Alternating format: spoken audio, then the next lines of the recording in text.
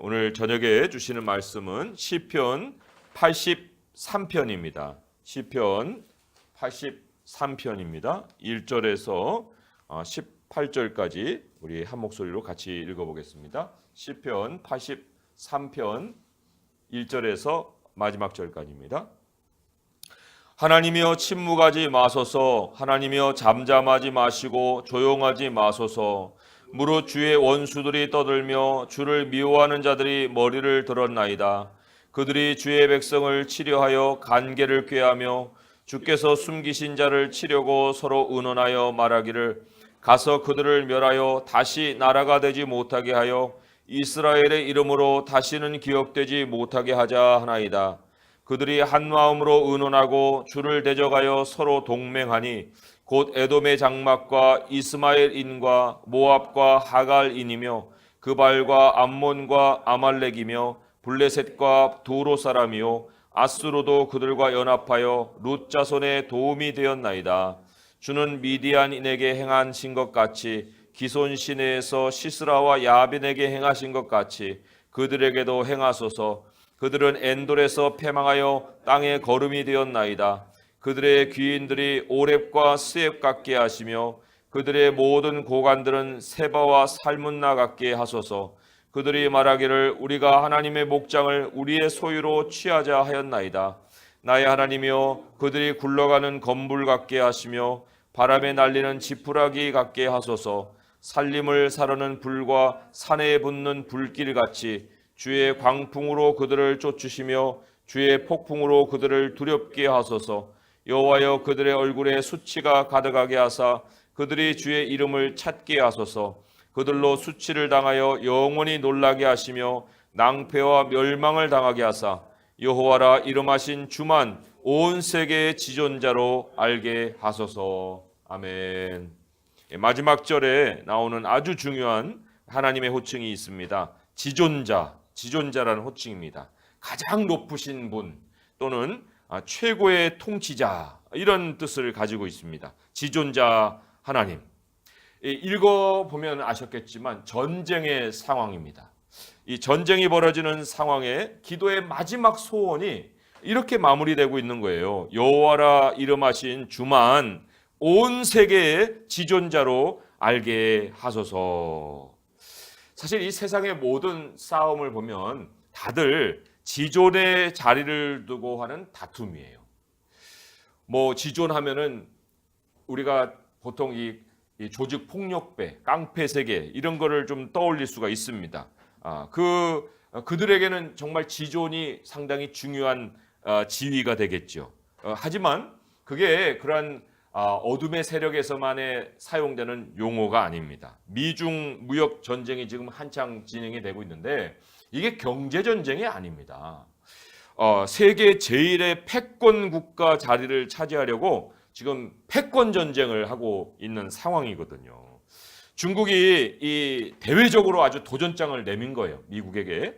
그리고 이 전쟁은요. 미국이든 중국이든 철저히 아주 그리고 굴욕적으로 한 나라가 무릎을 꿇는 그 순간까지 절대로 끝날 수가 없는 전쟁입니다.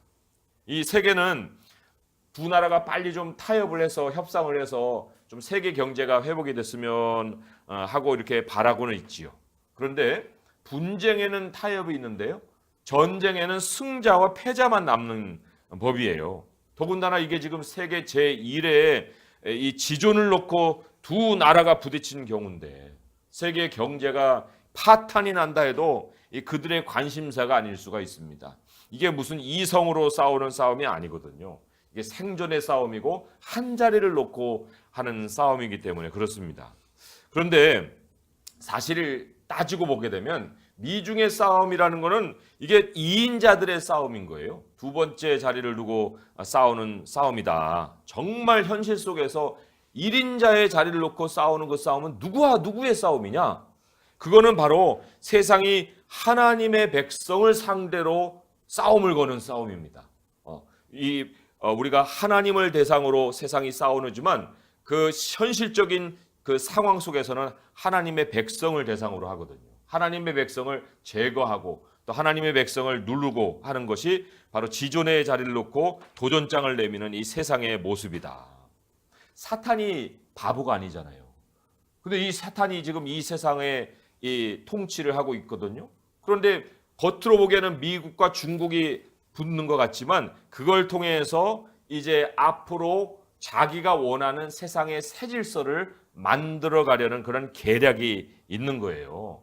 고린도후서 4장 4절에 보게 되면 거기에 이 세상의 신이라는 말이 아주 똑부러지게 나옵니다. 이 세상의 신. 고린도후서 4장 4절인데 거기 G가 그 작은 스몰 캐피털로 돼 있어요. 스몰 레터로. 그러니까 소문자가 돼 있죠.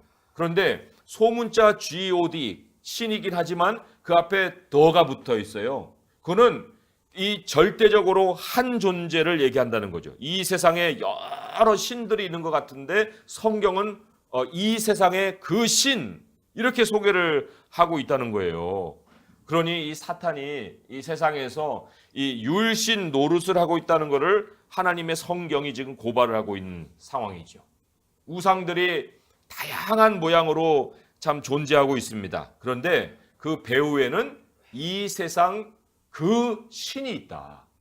여기에서 이 그 신은 바로 사탄을 얘기하는 거예요. 사탄이 무슨 일을 하느냐? 고린도후서 4장 4절을 제가 다 읽어보면 이렇습니다. 그 중에 이 세상 신이 믿지 아니하는 모든 자들의 마음을 혼미하게 하여 그리스도의 영광의 복음의 광채가 비치지 못하게 함이니 그리스도는 하나님의 형상이니라. 네, 그리스도가 참된 지존이시잖아요. 그 참된 지존이신데 사탄 자신이 그 자리를 차지하려고 하니까 그리스도가 알려지는 것이 가장 경계되는 일이거든요. 그래서도 이 땅에서 이 가장 제거해야 될 1호가 누구냐? 바로 하나님의 백성이에요. 이 땅에서 누구만이 그 유일하게 정말 지존의 노릇을 하고 있는 사탄을 거스를 수 있느냐? 아니 거스르고 살고 있느냐? 그건 하나님의 백성밖에 없어요. 우리는 다 그리스도를 통해서 유일하신 하나님 한 분을 섬기는 그 사람들이지 않습니까?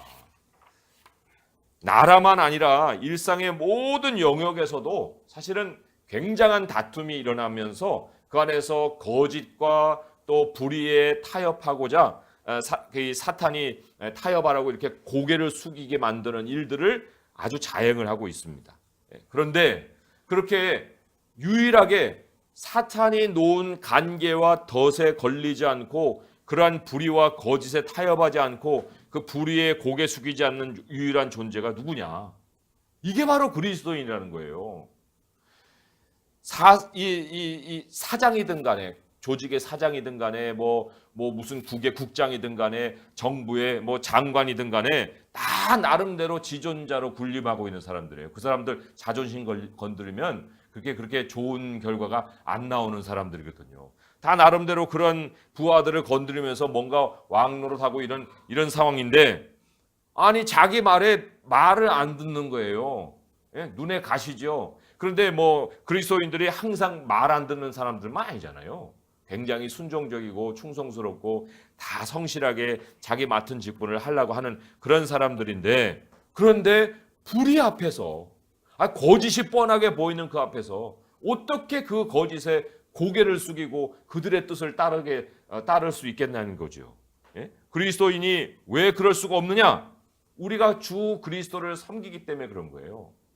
이 말씀에 이런 말씀이 있거든요. 종들아 모든 일에 육신의 상전들에게 순종하라. 그런데 그걸로 끝입니까? 이 말씀만 보면은 국장이든 장관이든 사장이든 모든 말을 다 들어줘야죠. 사장 섬기고 국장 섬기고 또 장관 섬기는 게 우리들의 본분이라면은 다 그렇게 섬겨야죠. 그런데 하나님이 이어서 해주시는 말씀으로 인해서 그들은 사장이지만 지존은 아니에요. 그렇잖아요. 국장이지만 지존은 아니라고요. 하나님의 말씀을 제가 이렇게 계속 이어서 읽어볼게요. 종들아 모든 일에 육신의 상전들에게 순종하라. 그러나 순종하되 사람을 기쁘게 하는 자와 같이 눈가림만 하지 말고 오직 주를 두려워하여 성실한 마음으로 하라. 무슨 일을 하든지 마음을 다하여 죽게 하듯 하고 사람에게 하듯 하지 말라. 이는 기업의 상을 죽게 받을 줄 아나니 너희는 주 그리스도를 섬기느니라. 주 그리스도를 섬기는 누가 지존이냐 그런 얘기예요. 기업의 상을 주께 받을 줄 아나니 기업의 상을 좀 현실적으로 월급으로 바꾸면 월급 누가 주는 거예요? 월급이 사장이 줍니까? 국장이 줍니까? 하나님이 그 자리에 심어서 하나님이 우리에게 월급을 주시는 거거든요. 그러니까 우리가 궁극적으로 섬기는 우리의 지존은 주 그리스도 한 분밖에 안 계시는 거예요. 그분을 섬기니까 사장을 섬기고 국장을 섬기는 것이지 불의를 따르려고 그 사람들의 말을 들어야 되겠습니까? 그런데도 그들은 의지를 꺾지 않아요. 거짓과 불의를 내세우면서 우리의 의지를 꺾고 우리의 신앙을 꺾어보려고 아주 자존심을 내세우죠. 그러니 이 사탄이 하나님의 백성들과 이 싸우는 싸움이라는 것은 치열할 수밖에 없는 거예요.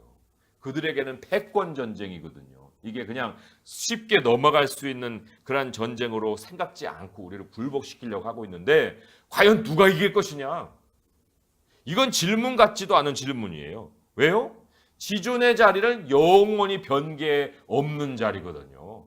아니 아버지와 아들의 자리가 바뀔 수 있어요? 아들이 아버지를 낳을 수 있습니까? 낳지도 않았을 뿐만 아니라 그런 자리는 있을 수도 없고 그렇게 바뀌는 일은 가능성이 문제도 아니에요. 0.1%의 가능성이라도 있어야 뭔가 도전을 해볼 일이지 사탄이 가능성도 없는 그 지존의 자리를 왜 그렇게 넘보고 있느냐 그런 얘기지요.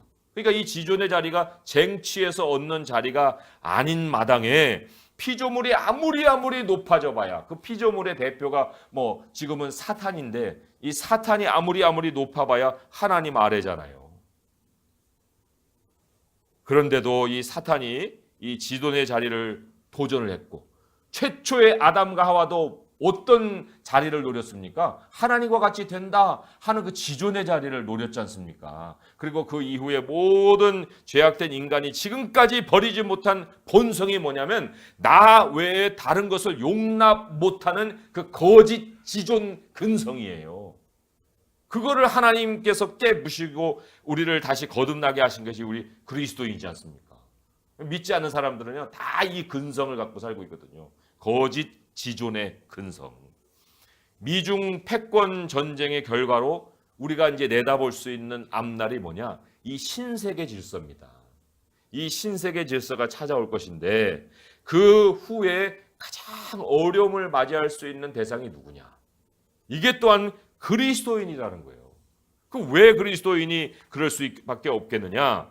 이 지금 열방의 세력이 하나로 모아지고 있는 상황이거든요. 그런데 그들의 지존을 인정하지 않는 유일한 세력이 누구겠습니까? 이게 바로 하나님의 백성 그리스도인이라는 거예요. 참 세상의 마지막 전쟁이 이제 또 한번 펼쳐질 텐데 지금은 미중 전쟁으로 이제 앞으로 3, 40년의 세상 질서를 다시 꾸리는 이 전쟁이 벌어지고 있는데 그 이후에 사탄이 제1의 적으로 삼을 수 있는 사람이 바로 그리스도입니다.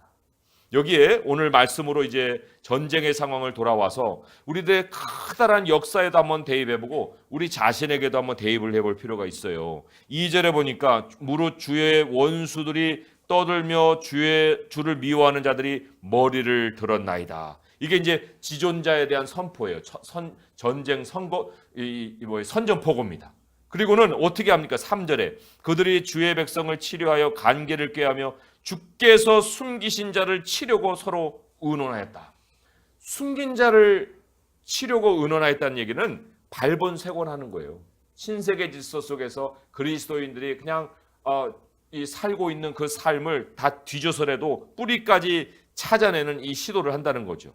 그리고 이 나라들을 보면요. 6절에서 8절까지 나라들이 그냥 모일 수 있는 나라들이 아니에요. 에돔이고 이스마엘이고 모압이고 하갈이고 그발이고 암몬, 아말렉, 블레셋, 두로 이 나라들이 그냥 모이는 나라들이 아니라 이스라엘을 원수 삼기 때문에 공통분모로 모일 수 있는 나라들이란 말이죠.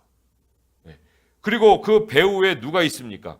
여기 8절에 보면 아수르도 그들과 연합하여 룻 자손의 도움이 되었나이다. 이 아수르는 제국이에요.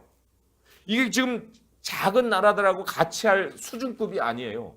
그런데 이 아수르가 뒷배경이 되어서 이들을 지금 돕고 있는 겁니다. 세상의 제1의 패권 국가, G1이라고 부를 수 있는 그 국가가 바로 이 배후에서 이 전쟁을 끌고 있습니다. 계시록에서 등장하는 큰 바벨론, 거대 바벨론, 이게 바로 이제 이 시편에 등장하는 이 아수르라고 할 수가 있는 거예요. 이 아브라함과 갈라져 나온 롯의 자손들의 모든 작은 규모의 나라들 뒷병행에 바로 이 아수르가 뒷세력이 되어서 지금 싸움이 벌어지고 있다. 세상이 사실 누구를 공격할 때는 그렇게 허술하지 않습니다. 여기 2절에 보니까 원수들이 이 머리를 들을 때 떠들며 그랬죠. 그러니까 이게 말 여론을 막 조장해서 갑자기 막 일어나는 것 같은데, 그런데 3절에 보니까 관계를 꾀하고 또 서로 의논하는 아주 치밀한 작전이 그 배후에서 준비되어 온 거예요. 그리고 5절에 보니까 서로 동맹하였다 하는 말이 있죠. 세력을 규합하는 이런 일들이 벌어집니다. 그리고 이 하나님의 백성을 이제 한 세력이 되어서 치는 이런 상황이 벌어지고 있습니다. 이게 나라에도 벌어지지만 한 개인에게도 벌어지는 거예요. 회사에서 많은 사람들이 다 공존하고 살고 있는 것 같아도 그 한 세력을 타겟을 삼아서 그 사람을 공격하자면 아주 그냥 뭐 무력하게 만드는 것은 일도 아니거든요. 그런데 가장 타겟이 될 수 있는 것이 바로 믿는 사람이다. 믿는 백성이라는 거예요. 사단의 제거 타겟 1호가 되는 거죠. 그러면 하나님의 백성이 어떻게 이런 사람을 상대로 이기겠느냐? 예? 하나님이 우리하고 함께 하신다 하지만 우리 스스로는 아무런 힘도 없잖아요. 내가 우리 자신을 무슨 지존으로 여기겠습니까? 무슨 힘 덩어리가 있어야 뭐를 또 상대를 할 거 아닙니까? 그런데 9절에 보니까 여기에 보니 이 주께서 미디안에게 행하신 것 같이 그들에게 행해달라는 기도가 있어요. 이게 드보라 시대의 이야기고요. 11절에 보면은 오렙과 스앱 같게 해달라는 이 사건은 바로 이 기드온 사건이에요. 그런데 이 두 사건을 가만히 보니까 여기에 이 하나님의 백성이 싸움을 어떻게 맞이했느냐면 슬퍼하며 고통하며 여호와께 부르짖음으로 시작을 했습니다. 그들이 할 수 있는 게 아무것도 없었던 거예요. 부르짖었던 거예요. 하나님 어떻게 해야 됩니까? 하나님 정말 이 고통을 하나님 돌아보지 않으십니까? 오늘 말씀도 시작이 그렇잖아요. 하나님이여 침묵하지 마세요. 하나님 잠잠하지 마세요. 조용하지 마세요. 하나님 나를 잡아먹으려고 이 세상이 입을 크게 벌렸나이다 하고 지금 부르짖고 있지 않습니까? 이게 아무것도 아닌 것 같은데 이게 하늘의 하나님의 역사, 하나님의 힘을 끌어내는 우리들의 방식인 거예요. 그리고는 전쟁을 어떻게 이겼습니까? 이 드보라 시대에는 야엘이라는 한 여인, 아주 연약한 여인이에요. 이 여인이 군대 장관, 미디안의 군대 장관 시스라가 잠들었을 때 그 관자놀이에 그 말뚝을 박아갖고 죽였지 않습니까? 그리고 전쟁 끝난 거예요. 그리고 기드온 때에는 300용사, 뭐 3만 명이 싸우러 나갔지만 하나님 다 추스려내고 300용사로 바다 모래 갔다는 미디안 군대를 다 쳐서 물리쳤지 않습니까? 그러니까 지존자의 손가락 하나만 딱 움직여버리면 사탄의 허리가 끊어져 버리는 그런 격이에요. 이게 바로 하나님 지존자가 싸워주시는 싸움의 결말이라는 겁니다. 지존자의 자리를 두고 한판 벌이는 이 싸움, 이게 이성적으로 결판 안 난다고 그랬죠. 철저히 한쪽이 모욕을 당하고 굴복하고 수치를 당해야만 끝이 난다고 그랬습니다. 그런데 오늘 이 하나님께 도전하는 사람들이 이 교만이 하늘을 찌를 것 같던 이런 사람들의 마지막 결판이 어떤지 16절 17절에 이렇게 기록되어 있잖아요. 여호와여 그들의 얼굴에 수치가 가득하게 하사 그들이 주의 이름을 찾게 하소서. 그들로 수치를 당하여 영원히 놀라게 하시며 낭패와 멸망을 당하게 하소서. 어떤 자들도 지존자 하나님을 상대해 갖고는 이 꼴밖에 안 나는 거예요. 아마도 이 무역 전쟁의 이 지존의 싸움이기 때문에 이 모양상으로는 이 지금 현재 상황에서는 중국이 수치를 당하고 부끄러움을 당하는 그러한 일들이 아마 벌어지리라 그런 예상을 해볼 수가 있습니다. 지금은 뭐 상호 무역 불균형 해갖고 계속 중국이 들고 나오는 단어가 상호거든요. 상호. 근데 미국으로서는 굉장히 기분 나쁜 게 지금 상호예요. 왜요? 굴복당해야 될 사람이 자꾸 상호 얘기하니까 그걸 가지고 이제 이 미국이 더 많은 공격을 할 그런 마당이 지금 있다는 얘기죠. 근데 우리 하나님 앞에 우리가 어떻게 상호에 대한 얘기를 감히 꺼낼 수가 있겠습니까? 우리 그리스도인이 아무리 어떤 작은 영역이든지 간에 또 우리가 거기에서 어떤 권세를 정말 크게 부릴 수 있는 그런 상황이든지 간에 절대로 우리 그리스도인들은 지존의 자리를 놓고 헤게모니 싸움을 해서는 안 됩니다. 그건 우리가 세상에 보내진 목적이 아니에요. 어느 영역에서도 우리의 죄된 근성이 살아나서는 거기에서 정말 수치를 당하는 일이 있을 뿐이지 절대 그 영역을 하나님의 그 주권으로 정말 사람들이 하나님 앞에 모이게 하는 그러한 일들, 우리의 정말 말을 따르게 하는 일들은 절대로 일어날 수가 없는 거예요. 철저히 우리 그리스도인들의 최고의 전투 전략, 이게 무엇이냐? 우리의 최고의 승리 전략은 철저히 우리가 하나님의 것이 되는 겁니다. 철저히. 아니 뭐 70% 80%가 아니라 완전히 철저히 하나님의 것이 되고 철저히 원수 갚는 것의 권한을 하나님께 이양해드리는 거예요. 그거밖에 없어요. 가장 나약하게 보이는 것 같은데 그게 가장 최고의 승리 전략이라는 거예요. 그리하면 우리가 손 쓸 필요도 없습니다. 손 쓸 필요도 없고 하나님이 아예 하늘 군대를 풀어서 일을 말끔히 해결해 버리시는 거예요. 우리는 패권 싸움을 하려고 온 사람들이 아니지 않습니까? 지존하신 하나님의 존재, 지존하신 하나님의 존재를 우리를 통해서 드러내는 것이 우리들이 이 땅에서 받은 사명이에요. 하나님이 일하시도록 만드는 거예요. 그렇기 때문에 사실 이 핍박은 왜 찾아오느냐? 이 핍박은 오히려 거꾸로 얘기하면은 우리가 그걸 기회로 삼아서 하나님의 영광을 드러낼 수 있고 우리의 사명을 완수할 수 있는 기회입니다. 그 핍박 때문에 우리가 하나님의 사람인 것이 나타나고 지존하신 하나님의 영광이 드러난다는 거예요. 그래서 이 승리라는 것은 언제나 지존자와 한편인 그 사람에게 찾아오는 영광의 열매입니다. 오늘 우리가 시편 96편을 같이 한번 한 목소리로 읽어보시고요. 그거로 우리가 결론을 맺기를 원합니다. 시편 96편의 말씀을 우리 시편 83편과 연결해서 오늘 우리의 마음에 담아서 하나님을 찾아 나갈 거예요. 시편 96편 함께 1절에서 마지막 절까지 큰 소리로 같이 읽어보도록 하겠습니다. 시작. 새 노래로 여호와께 노래하라. 온 땅이여 여호와께 노래할지어다. 여호와께 노래하여 그의 이름을 송축하며 그의 구원을 날마다 전파할지어다. 그의 영광을 백성들 가운데 그의 기이한 행적을 만민 가운데 선포할지어다. 여호와는 위대하시니 지극히 찬양할 것이요 모든 신들보다 경외할 것이며 만국의 신들은 우상들이지만 여호와께서는 하늘을 지으셨음이로다. 존귀와 위엄이 그의 앞에 있으며 능력과 아름다움이 그의 성소에 있도다. 만국의 족속들아 영광과 권능을 여호와께 돌릴지어다. 여호와께 돌릴지어다. 여호와의 이름에 합당한 영광을 그에게 돌릴지어다. 예물을 들고 그의 궁정에 들어갈지어다. 아름답고 거룩한 곳으로 여호와께 예배할지어다. 온 땅이여 그 앞에서 떨지어다. 모든 나라 가운데서 이르기를 여호와께서 다스리시니 세계가 굳게 서고 흔들리지 아니하리라. 그가 만민을 공평하게 심판하시리라 할지로다.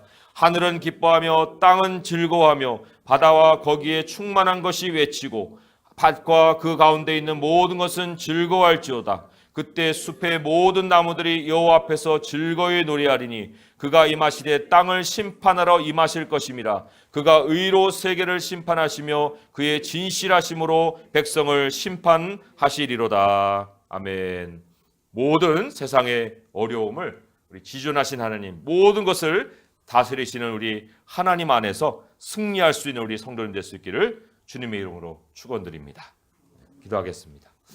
하나님 아버지 감사합니다. 지존하신 하나님 앞에 우리가 우리의 온전한 겸손한 모습을 드립니다. 세상이 주님의 자리를 도전하고 세상의 사람들의 죄된 본성이 하나님의 자리에서 스스로 삶의 인생을 끌어가려 하오나 아버지여 우리는 주님의 발 앞에서 우리들의 모든 삶을 온전히 꾸려가길 원합니다. 지존하신 하나님의 이름을 부를 때 승리가 있는 줄 믿사오니 세상이 아무리 우리를 굴복시키려 하여도 우리는 거짓의 신에 머리 숙이지 아니할 것이며 그들의 불의에 우리가 동참하지 않을 것이며 온전히 하나님의 지존하심만을 드러내며 살 것이오니 아버지 하나님, 주님 안에 피한 저희들을 구하여 주옵소서. 하나님, 잠잠하지 마시옵시고 우리 하나님의 영광이 우리를 통해서 드러나게 하여 주옵소서. 예수님의 이름으로 감사하며 기도합니다. 아멘.